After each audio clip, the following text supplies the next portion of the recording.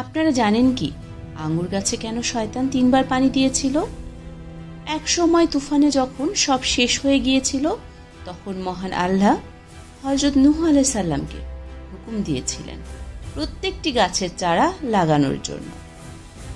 যখন নূহ আলাইহিস সালাম চারা লাগাতে শুরু করলেন, তখন শয়তান আঙ্গুরের চারা চুরি করে নিয়ে গিয়েছিল।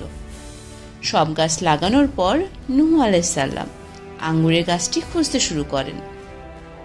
তখন আল্লাহ জানিয়ে দিলেন যে আঙ্গুরের গাছ শয়তান চুরি করে নিয়ে গেছে এবং গাছটি তার কাছ থেকে নিয়ে আসার হুকুম দিয়েছিল। হযরত নূহ আলাইহিস সালাম শয়তানের কাছে গিয়ে গাছ ফেরত চাইল। শয়তান বলল, একটি শর্তে গাছটি ফিরিয়ে দিতে পারি। শর্তটি হলো, আপনি আঙ্গুর গাছে 1 বার পানি দিবেন আর আমি দিব 3 বার।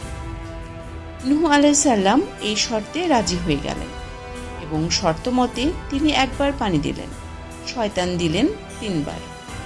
এই জন্য আঙ্গুরের যে মিষ্টি ভাব আছে তা নূহ আলাইহিস সালাম 1 বার পানি দেওয়ার পর, আর আঙ্গুর থেকে যে মদ তৈরি হয় তা শয়তানের 3 বার পানি দেওয়ার কারণে। মহান আল্লাহ আমাদের সকলকে হারাম পানীয় থেকে দূরে রাখা তৌফিক দান করুন। আমিন।